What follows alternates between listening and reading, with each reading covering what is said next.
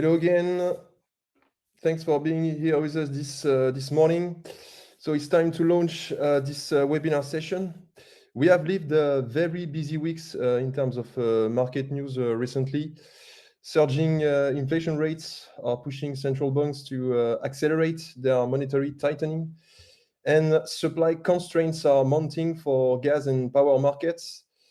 Political uncertainty is fueling price volatility as well, with security of supply issues taking over environmental targets, which is particularly felt through the European CO2 market. So today, our experts at NG Global Energy Management and Sales will try to bring some clarity on the ongoing situation. So as usual, we start with Olivier Gasnier for macroeconomy and oil topics. He will be followed by Évariste Nuki on gas and coal topics, and we'll close the session with Etienne Covin, as usual, on CO2 and power markets.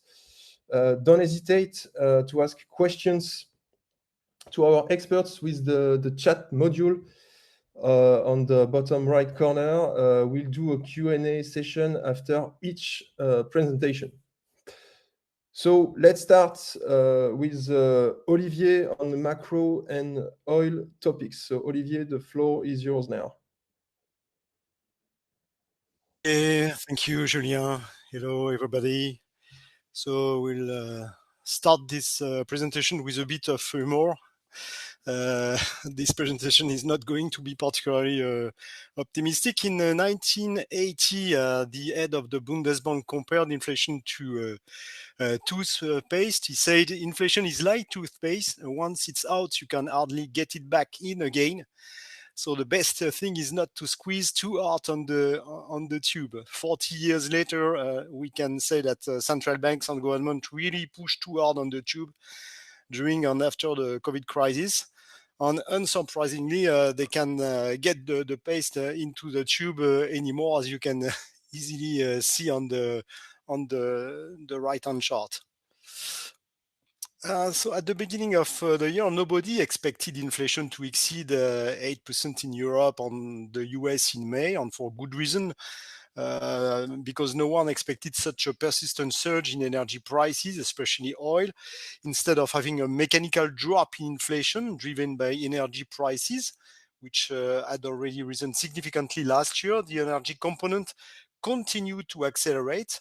And you can see on the left-hand chart that if Brent crude remains stable until the end of the year, the year-on-year variation will still be extremely strong, around plus 70 or 75%.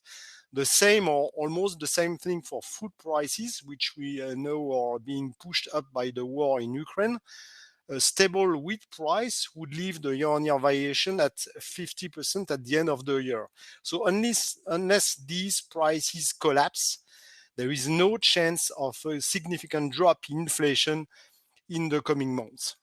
And because at the same time, underlying pressures are building up, the higher inflation is and the longer it remains very high, the more employees will logically demand wage increases to maintain their purchasing power.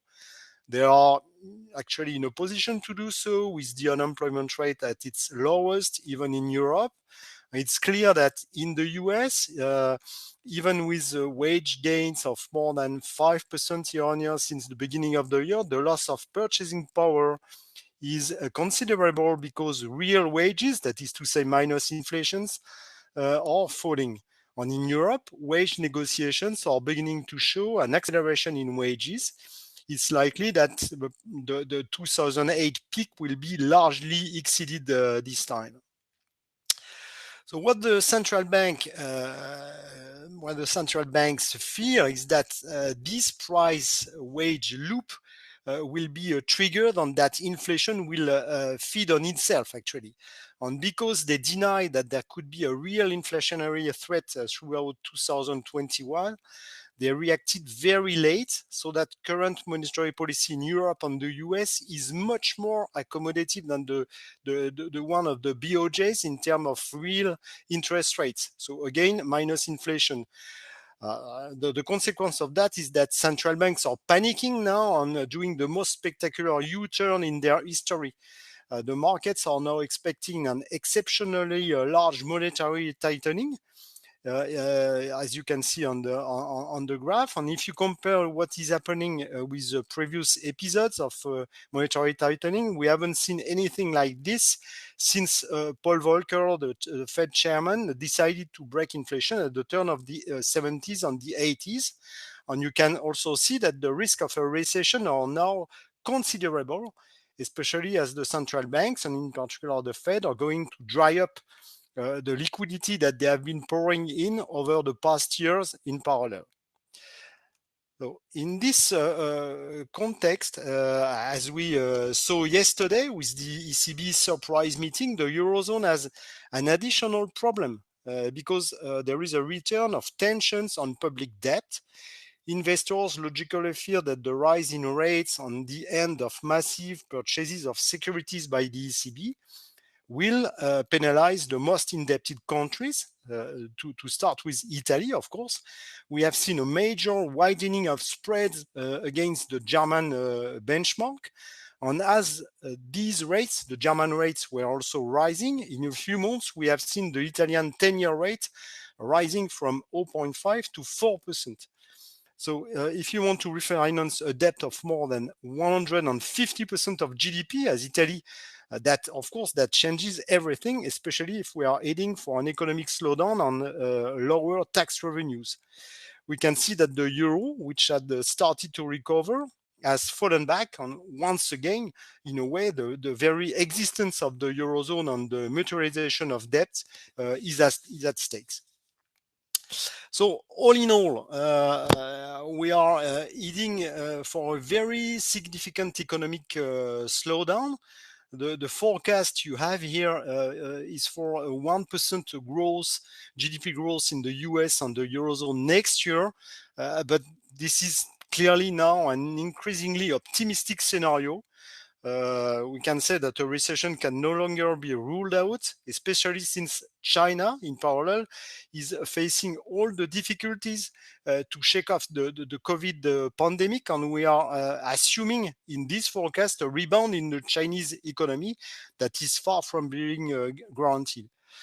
So finally, you have to take into account the fact that rising interest rates on the dollar on the one hand, on food supply problems on the other hand, pose a double threat to many emerging countries. So a word on oil now. What is striking after all that we just described is the fact that in a very difficult market context, for example, you have equities down by more than 20%. Since the start of the year, you have so this sharp rise in interest rates and the US dollar also that is up. You have oil prices close to their highs, even if they are a bit lower right now, but they are very close to $120 per barrel for the Brent. So if we exclude the peak at the beginning of March, they are very close to their highs since the start of the war in Ukraine. Recently, prices have been supported by both supply side restrictions, that is to say mainly the EU embargo on Russian oil, and hopes of a recovery in Chinese demand after the latest COVID outbreak. So if you look at the supply side, the EU embargo should lead to a 90% reduction in Russian oil imports in the coming months. I won't go into the details, which most of you, I think, already know. Of course, Russia is redirecting its sales to Asia, with India in particular, as you can see from the blue bars on the right on the chart, taking advantage of a steep discount to buy Russian oil. And China is doing the same thing, of course.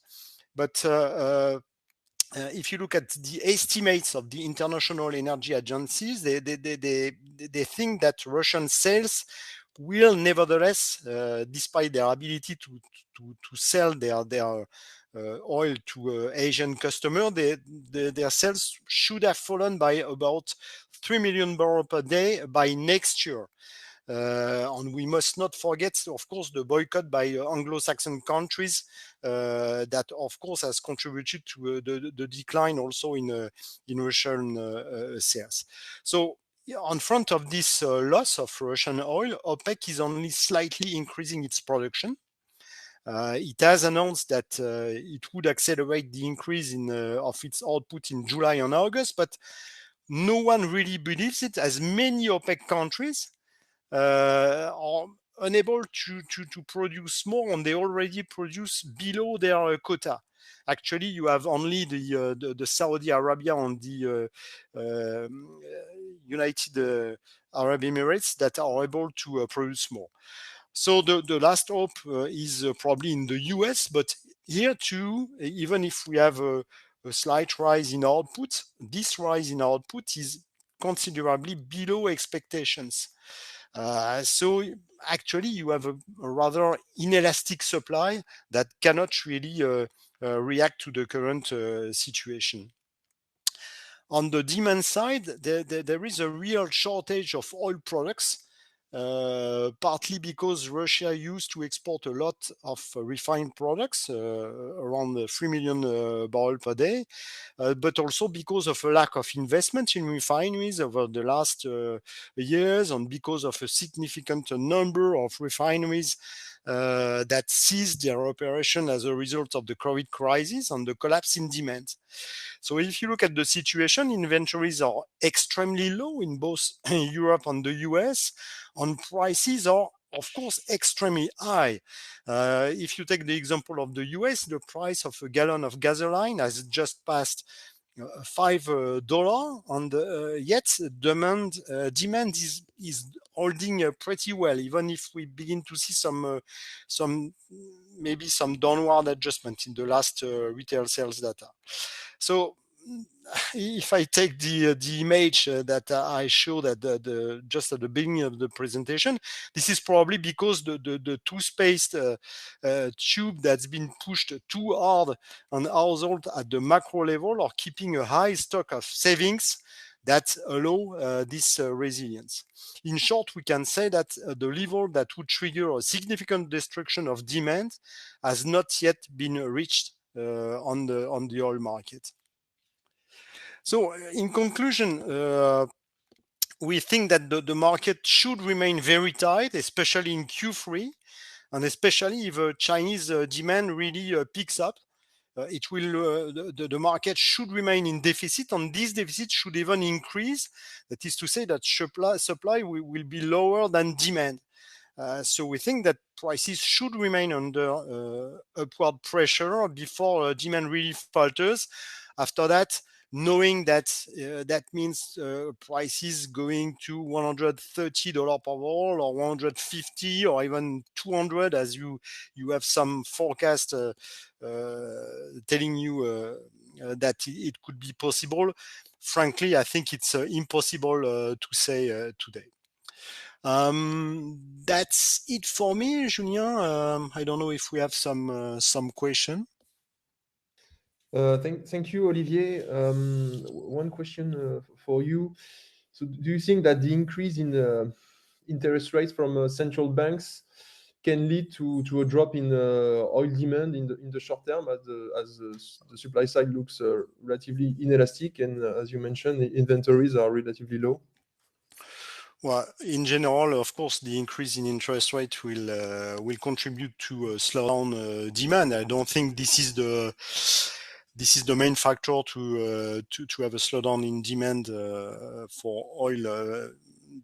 That will probably come first from the rise in prices, and this is why we think that probably the risks are still really on the upside, and especially, as I just said, especially if we have a true recovery in Chinese demand that really widen this imbalance on the oil market between demand and supply. But yes, of course, the rise in interest rates will eventually contribute to a reduced demand in general. Yeah. And another question: what about the state of U.S. Shale oil production? Precisely on what I said. I mean, I didn't develop about this, but the expectations at the start of the year were that the shale production would increase much more than it has been the case so far, because you have, I mean, the last weekly figures yesterday showed that oil output was around 12 million barrel per day. That the rise is, I think there are several reasons. First, there is a financial reason, which is the fact that the market conditions have changed, and the power, if you want, is much more on the side of banks, and with more financial constraints about the rentability of investments, etc. But if you look at the level of prices, normally that shouldn't be a problem, especially if you think that prices will remain durably high. And there is another problem which is linked to the environmental policy. I think many companies, they don't really trust the Biden administration. They don't know what really will happen. The Biden administration has asked producers to produce more, but they hesitate because they don't know if the rules won't change in the future, if investments will be lost eventually in a few years. So what we can say is that companies have been quite reluctant to really increase the shale activity. Even if there is an increase, it's lower than expected. One question from the audience: why there is such a big difference between your forecast and the IMF forecast for GDP growth for 2022 and 2023? Well, I think, well, to be honest, the main explanation is that the last EMF forecast is a bit old right now. I think the last one, it came in February or March or something like that, and things have changed quickly. They have not adjusted. If you want to compare our forecast to, for example, to the OECD or World Bank forecast that have been released last week, they reduced their expectations for global growth, global GDP growth in 2022 and 23 to below 3%. So this is clearly much closer to our own expectations. Okay, thank you, Olivier. Welcome. We'll back to the presentation, and we'll switch to gas and coal with Évariste. Good morning to everyone. So let's start the gas presentation. When I was preparing the presentation, my initial title for this slide was to ask if bearish European gas fundamentals were about to take over concerns about Russian supply. Of course, given what happened last Tuesday, I have to change the title of the slide. As a reminder, and you can see it when you look at the graph in the middle, Russian gas export to Western Europe fell sharply off from early May due to the fact that Gazprom cut deliveries to a set of buyers which refused to comply to the new ruble payment mechanism. But with strong LNG supply and gas demand very often below normal in Europe, this weakness in Russian supply had not had measured consequences. And you can see it easily on the graph on the right. The supply balance was rather comfortable and stock levels continue to improve. But last Tuesday, the market was shaken by two big news. The first one being on Nord Stream 1, with flows restrained very strongly due to a delayed return of a gas compressor. The other news is about the US Freeport LNG terminal, which represents around 20% of US total liquefaction capacity. The pipeline was shut after an explosion on June 8th. It was supposed to return to service 3 weeks later, But during that day, the market learned by the operator of the plant that now the plant will return to full service only in late 2022. This means that from the Russian side and from the Freeport LNG, we could miss a total of around 3 BCM for the European market. This is quite huge.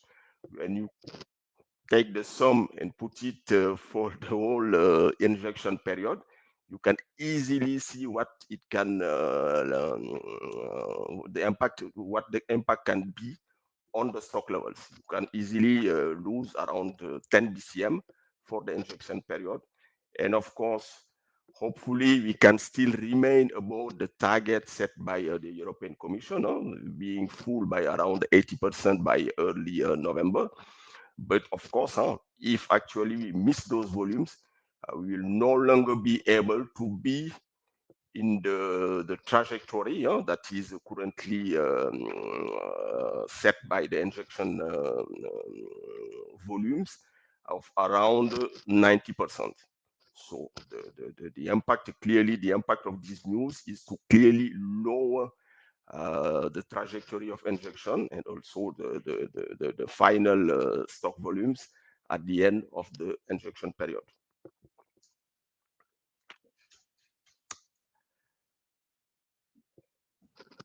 So this doesn't mean that we'll be surely tight in the European market.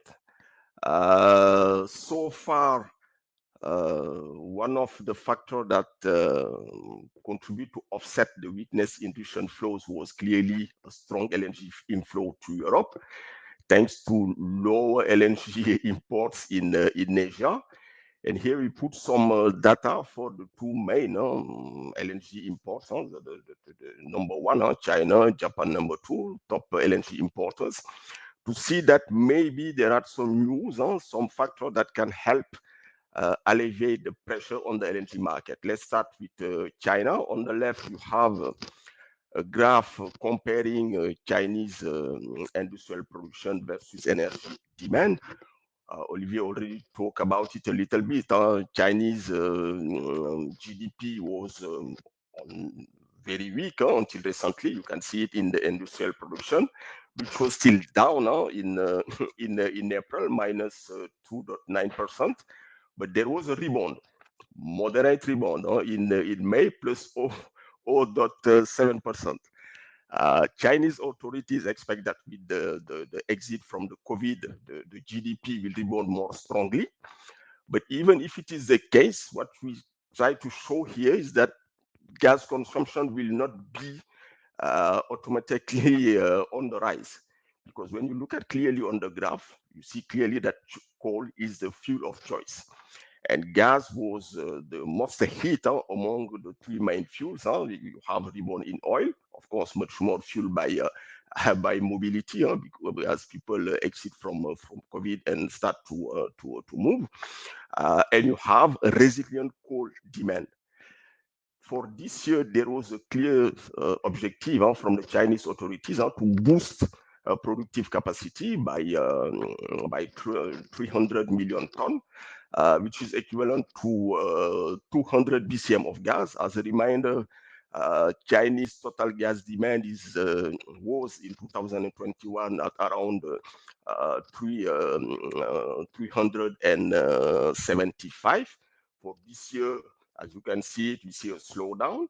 You can see the massive switch you can have if you move more demand from gas to coal. This explains why LNG imports are so weak in China, minus 29% in May and also in April. And even if the economy rebound, what we are saying is that it's not sure that these LNG imports will rebound. As for Japan LNG imports, they increased a little in April and May after a strong drop in Jan and Feb. But we believe that this rebound in April and May was mainly for stock filling needs. ahead of the summer peak in power consumption. This power consumption so far is not so strong. We had only 0.3% year-on-year increase in April, in May, rather moderate. At the same time, if you look at the graph on the right, we are seeing, as in Europe, an increase in renewable generation, particularly solar for this period, meaning that there is a pressure on fossil generation, which is losing market share. Of course, when we'll be in the summer peak in July and August, fossil generation will increase, but with competition from renewable, we believe that increase could be moderate. And even in the fossil generation complex, there is a competition between gas and coal. When you look at closely the graph, you see that for a while, gas generation was above coal generation. But at the end of the graph, you see that there is a kind of switch between the two. Just because the gas prices are too expensive compared to coal, and gas is losing market share compared to coal for power generation. So what is happening in China is also what you are beginning to see in Japan, meaning that at the end, LNG imports for those big importers could be weaker than fair. So let's now move to the price impact. Last Tuesday, of course, with the news about Nord Stream and Freeport, prices increased quite strongly on the month's end, to the point of reversing the bearish momentum that has pushed them below the one-year average last week. Look at the graph on the left.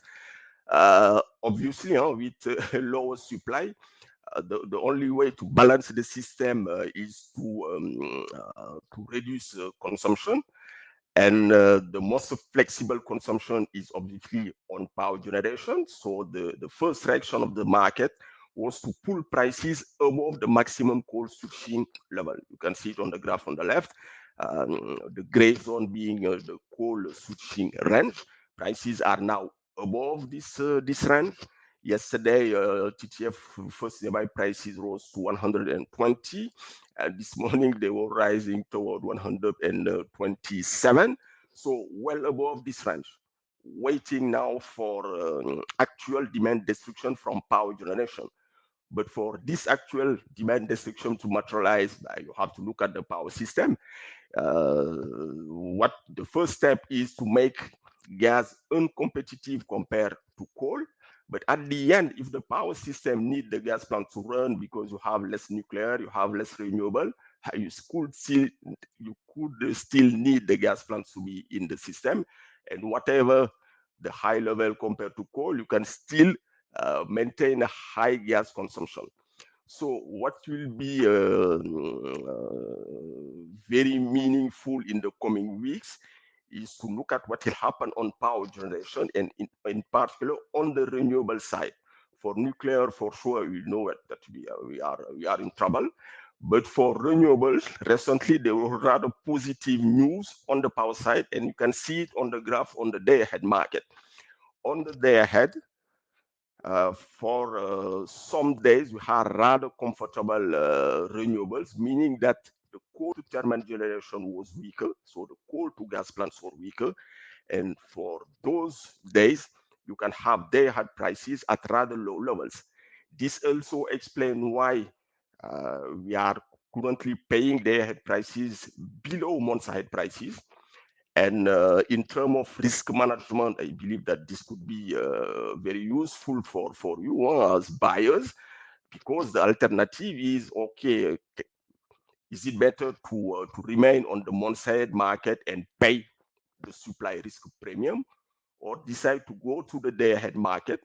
Of course, prices can be very bullish on the day-ahead. You have the nuclear situation, but if by chance you have a rather positive news on the renewable side, you can have on the day ahead lower coal to thermal generation, lower gas prices, thus below month-side prices. So I believe that this could be something to have in mind to decide whether it is better to remain on the month side or to decide to go to the day ahead and decide to pay the true fundamentals instead of paying the risk premium on the month side.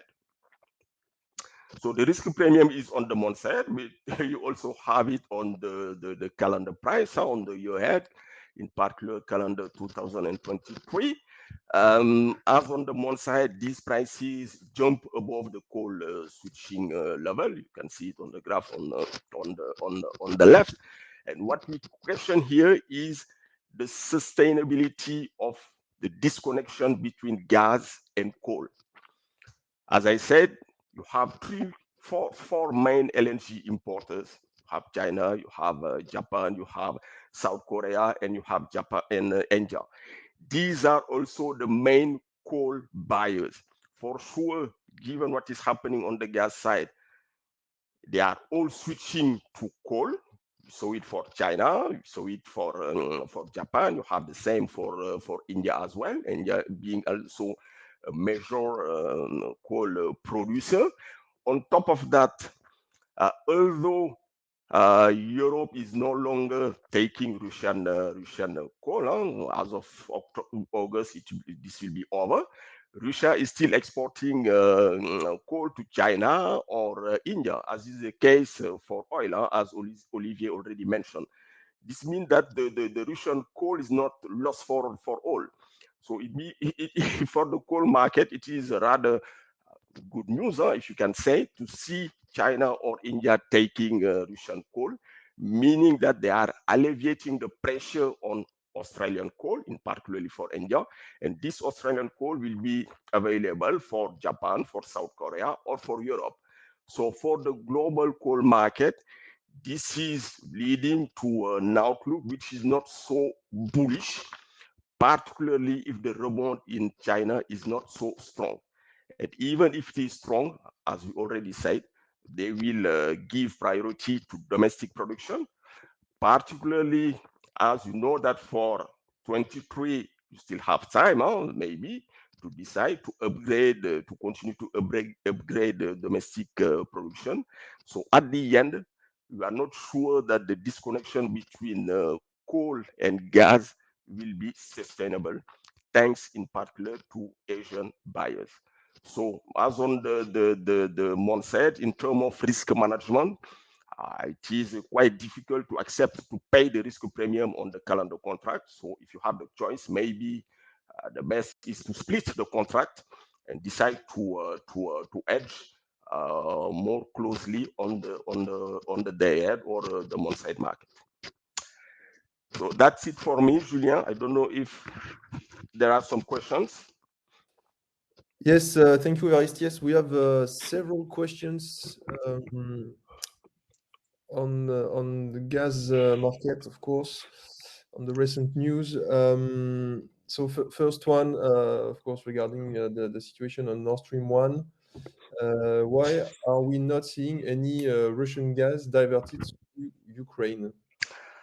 Yes, good question. Because this was one of the hope. If we assume that the problem is on some compressors on the Nord Stream 1, yes, an alternative is to divert the flow through Ukraine. So far, we don't know. You have also to take into account that behind those volumes you have some contractual offtakes, not the same on the two pipelines. So that's why, yes, we have to see if they will be able to divert the volume to another route via Ukraine. But for the time being, it's not the message they are sending. Another question regarding the LNG supply issues in the US. The NOAA forecast show a heavy hurricane season. So is there data available from historical shut-ins of LNG terminals in the Pacific Basin? Yes, you have the historical values, and this of course this is also a risk. I will not say that this is the major one, This is a risk you have to take into account, linked to the availability of, let's say, an LG terminal overall, but also I will add another risk, which is the supply balance risk for the US as well. At some point recently, you had a rise in LNG in US Henry prices. The rise was offset afterwards with the news about Freeport, because of course, if the plant is unavailable, it means that the domestic production will have to stay in the US. But you can have a situation where the US market is tight enough to push Henry prices on the upside and limit the capacity to export. So this is also linked to a supply risk, right, like the hurricane. So I will sum up the risk to say that yes, there is a risk at some point to have the feed gas not available enough to export to Asia or to Europe. This is not a risk the market is pricing right now, but the focus is obviously on Russia. But yes, this is a risk we have to take into account. Okay, another question with a link to the macroeconomic situation. So, does the Fed rate increase decided yesterday impact the gas prices in Europe? Impact the gas prices in Europe, as already said. The idea is to try to fight inflation.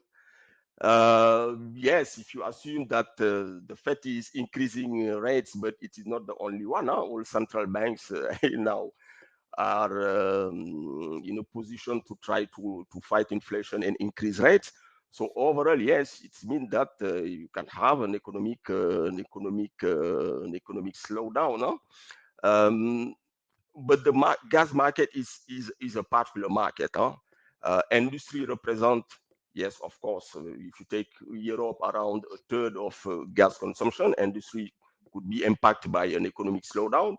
But beside industry, you have power generation and you have residential.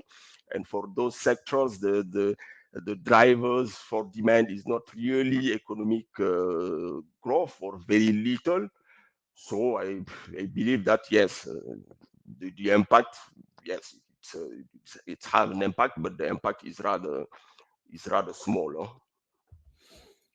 Okay, and one last question before we switch to the power and EUA market. So, is there a timeline on the Nord Stream 1 compressor issue?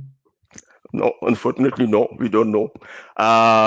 We don't know, and I don't know if I mentioned it. Also, we had the news last Tuesday, but yesterday we had an additional news with one compressor again that could potentially cut again the total Russian export. So I'm afraid that in the short term, we have to live without those Russian flows. So no timeline for the compressor return. Okay, thank you, Evariste, for your answers. It's time to switch now to the last part of the presentation with Etienne Corin, power and EUA markets. Yes, thank you, Julien. Good morning, everyone. So today, as Julien said, I'm going to present you the recent noticeable events that took place on the European power and carbon markets and what we expect for the upcoming weeks. So as usual, let's start with carbon. And as you can see on the upper chart with the blue curve, the carbon prices have remained overall range-bound between 78 and 92 euros over the past months, although with some standard carbon volatility. But unfortunately, it does not mean that nothing occurred on the market over the past week, and it's quite far from it, actually.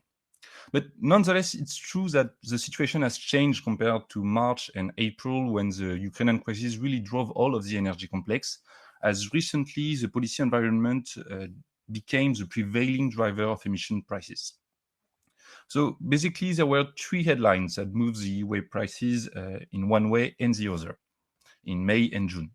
So first, as part of the ongoing negotiations of the Fit for 55 project and the EU ETS revision, the Parliament's Environmental Committee, the famous ENVI, voted mid-May on ambitious amendments to the Commission's proposal from last year. So, of course, I will spare you all of the measures because not all of them will pass through the legislative process and not all of them have a strong impact on prices. So I kept only the three main ones. And first, of course, is the EU ETS 2030 emissions reduction target, which the ENVI proposed to raise to 67% from 2005 levels.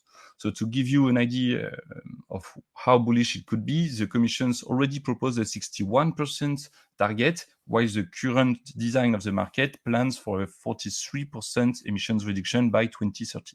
So it's, of course, very bullish for the market if implemented.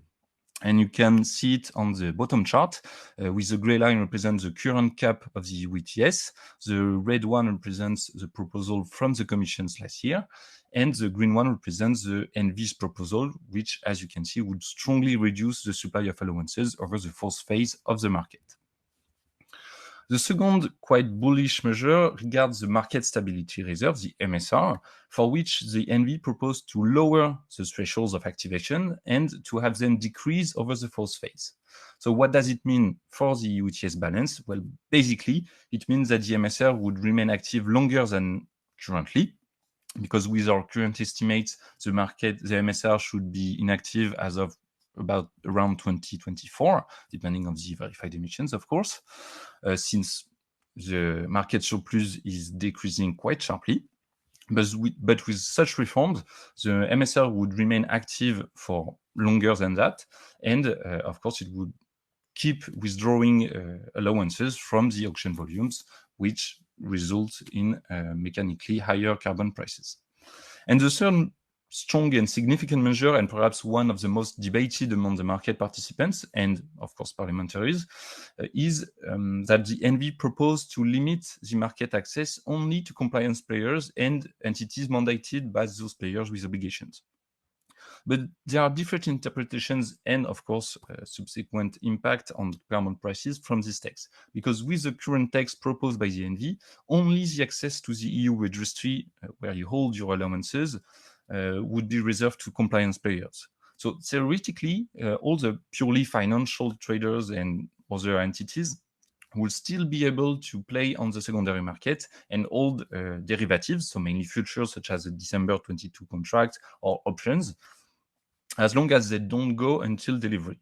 So if this is the case, well, the impact on prices would be, of course, very limited because basically the market wouldn't change. But if the commissions and all the other EU entities decide to fully exclude the financial participants, well, it would have a strong bearish impact on prices because we would see an event such as in March 2022 or March 2020 with the COVID, with financial players, investment funds offloading massively their EUAs before seeing their access removed.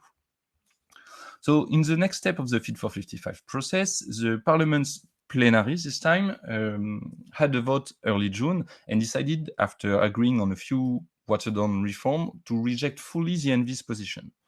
This highlights the wide division among MEPs, because basically the leftist MEPs and all the other environmentalists decided that the already agreed on measures were too watered down, while conversely, the conservatives saw them as too ambitious and threatening for the economy. So the CBAM was a breaking point, but as I said, a few measures were still agreed on before the full rejection of the position, which give an idea of what the proposal could become. So among these few measures, for instance, a 63% 2030 emissions reduction target, which is of course lower than the ENVI's initial proposal, but still slightly above the Commission's. But this does not mean that even if accepted during the next vote of the plenary on June 22nd, this will be implemented, since the Council still have his say on it, and basically we expect the Council to have a position closer to the Commission's than the Parliament's. And the third event that occurred in May, and as you can see on the upper chart, which had the largest impact on prices, because you see, as you can see, EUAs dropped by 14 euros in less than few days, is that the European Commission proposed to auction 20 billion worth of allowances from the MSR by December 2026 to fund its Repower EU initiative. So the Repower EU initiative, it's a lot of legislative measure to accelerate the EU independence from the Russian fossil fuels. Of course, if such measure would be implemented, it would have a strong bearish impact on prices. And that's why prices dropped at the news, because it would imply an increased supply of allowances in the short term. However, there are still a lot of uncertainties regarding this measure because the constraints are only in terms of revenue, the 20 billions, and deadline with the December 2026. But it does not mean anything. There is absolutely no constraint on the amount of allowances that would be auctioned. And it is very important because if the measure is implemented very quickly, it would spread the allowances, the additional volume over a longer period and hence limit the impact on prices. And conversely, if the measure takes time and is delayed, we would have a strong volume injected into the market, which would be, of course, strongly bearish. But on top of that, if you add allowances to the market, mechanically, it should pressure prices. And the lower prices go, the larger the amount to reach the 20 billion euros will need to be. So you see how this could turn into a vicious bearish circle and threaten the carbon market.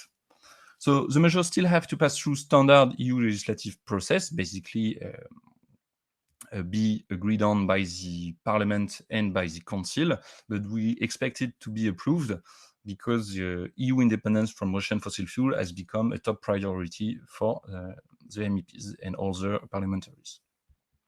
Which is us to how it looks. So as you guessed, I'm sure by now, we expect the policy environment to remain the prevailing driver of carbon prices in the upcoming weeks, with the next step being the Parliament's plenary new vote by June 2022. So the ENV has to revise its position, but we expect it to be close to what was already agreed on during the last vote. But if the Parliament's plenary failed to find let's say, common position once again on June 22nd, it could provide pressure on prices because it would imply a delayed Fit for 55 process, and namely a delayed implementation of the new cap and new linear reduction factor and all of the bullish measure.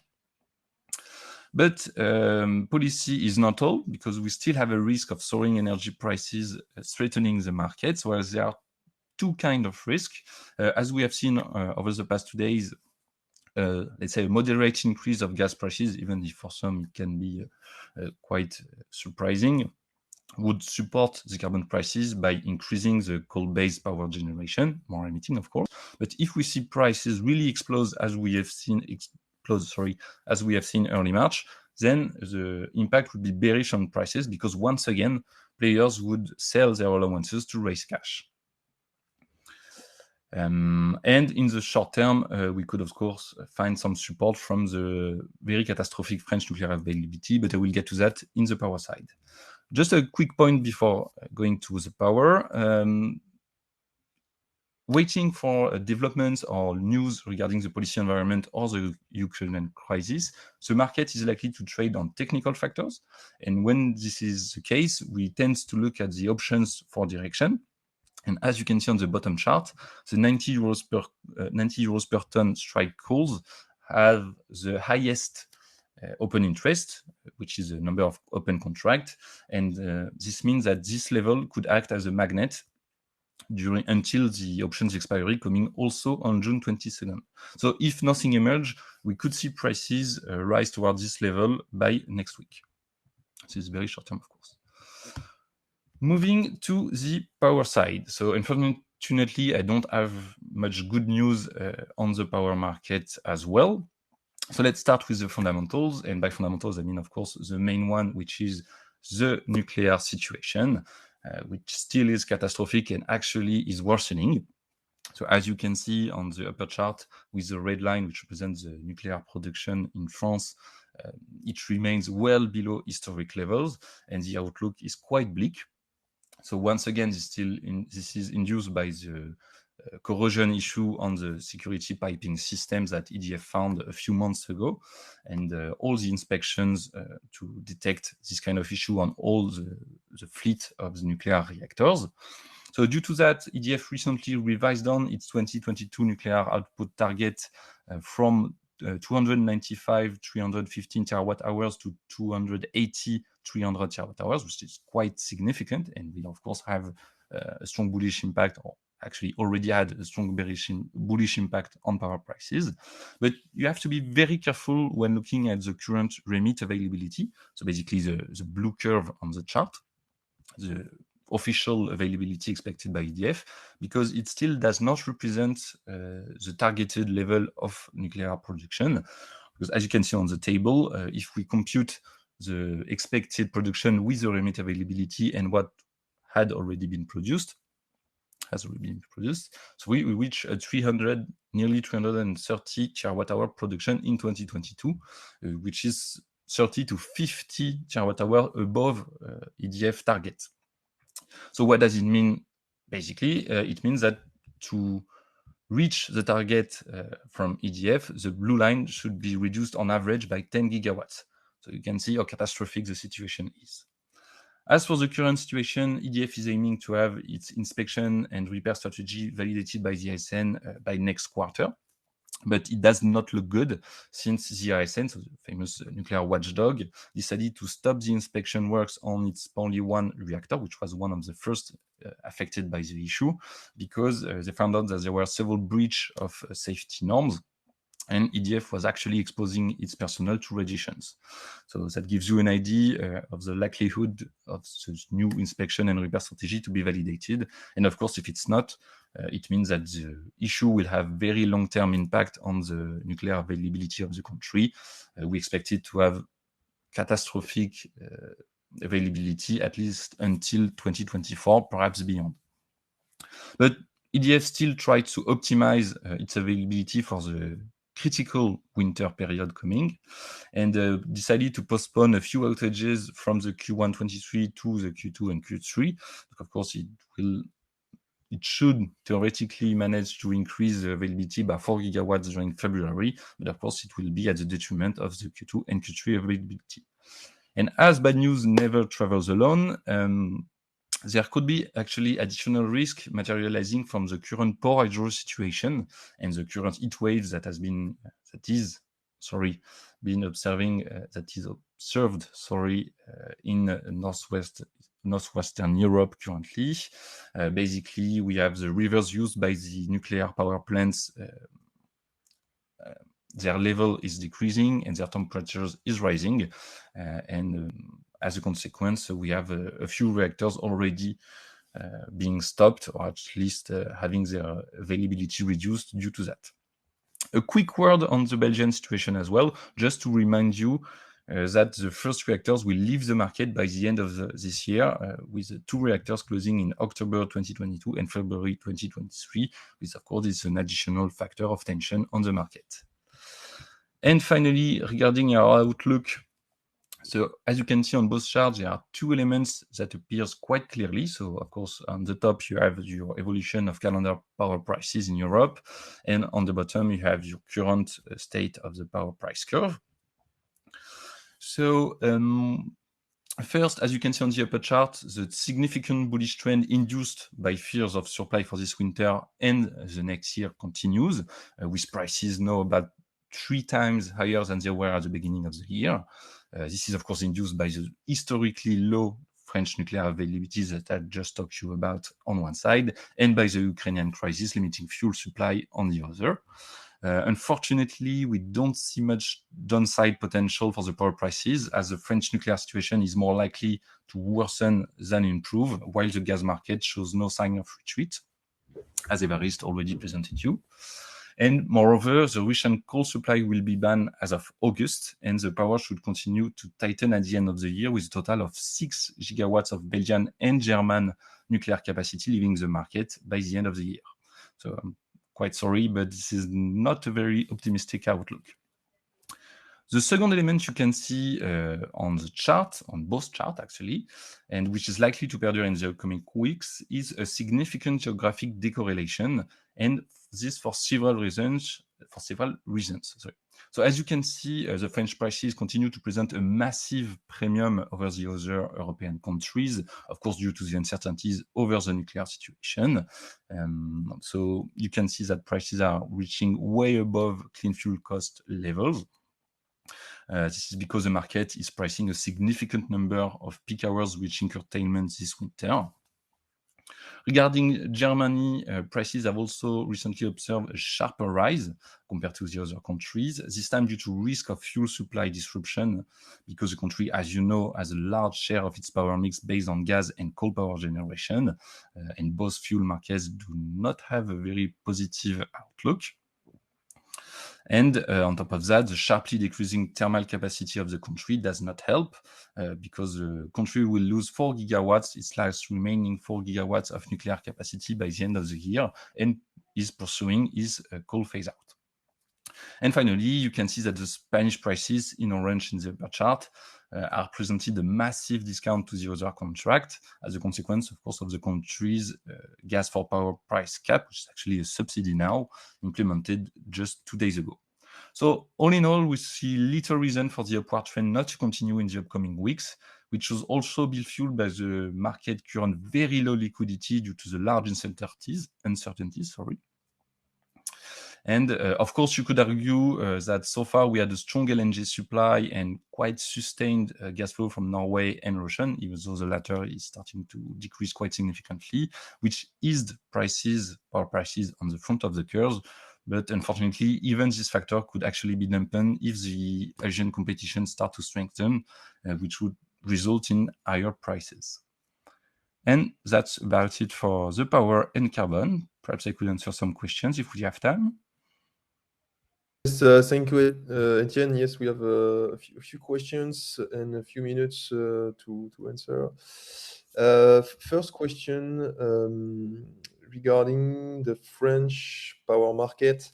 So, giving the French base load versus peak load spread at historically high levels on futures, especially for the next winter period, would it be a good tactic to not hedge peak load and anticipate a spread less expensive on the spot? So if I reformulate, do you think peak load prices in France for the next winter period, so which are above the 1,000 euros per megawatt hour mark, do you think they are overpriced or not? That's a $1 million question, actually, because of course 1,000 euros per megawatt hour does not represent any fuel marginal cost. It's really curtailment that is priced here, and you could argue that it could be exaggerated, but when you look at the fundamentals, it's not really optimistic. As I said, the nuclear situation is getting worse. We are seeing currently, and I think the last 2 days are actually pretty good examples that the market is still exposed to bullish risk from the fuel markets. So, I think of course the peak is quite extreme right now, but I think we are likely to see the base also rise in the upcoming months. So it could be a quite dangerous strategy to bet on the spot market, honestly, because there is not much limit, on the upside. And if really we have a very, let's say, cold winter and very extremely tight winter, prices could go further up. So, I wouldn't wait too much, to be honest. Okay, another question on the French power market. Do you believe that the increase of the ARENH, so the regulated access to French nuclear production, to 130 terawatt-hour at 49.5 euros per megawatt-hour for 2023, do you think that this can be announced next month? It's once again a very tough question, a more political one. It's possible, but I would be quite surprised since the government already rose the ARENH volume recently to face the current energy crisis, and EDF is already facing quite strong difficulties. And of course, there is the whole Hercules project. So I think in the very short term, it quite be difficult to implement these kind of things. But honestly, in the current context, everything is possible. You see that the Iberian Peninsula is giving an exceptional measure. Germany is also talking about a specific local measure to face its dependence from Russian fuel oil. So it's possible, but I wouldn't speculate too much. In my opinion, it's a bit too quick to increase the RN. But yeah, unfortunately, I can't take a bet on it. Sorry. Okay, so one last question because we are running out of time. Why are the German spark spreads so high? Do you expect these to decline over time? Yeah, well, why are they so high? It's quite simple. It's due to the gas shortage we're expecting and the risk of gas supply disruption that is pushing, of course, the prices very high. Do we expect to decline over time? I'm not sure. Honestly, I won't bet on it either because you may have not seen it, but Germany is currently working on a draft law to ban gas production under certain circumstances, of course, and to conversely get back some coal and lignite power plants that has been closed or are scheduled to be closed into the reserve. So basically, that means the German power prices are expected to rise further up in the coming months. So this should result in still quite high spark spreads. If we limit the supply, mechanically it should increase prices. Okay, thank you, Etienne. Thanks to you all for your attention. Just before I close the session, I would have to announce that the next webinar session will take place in September. And for those who are still with us, we have a short satisfaction survey. So please, can you fill it? It's really important for us to get your feedback. And during this time, we can ask one last question about the gas market with Évariste. Évariste, are you still there?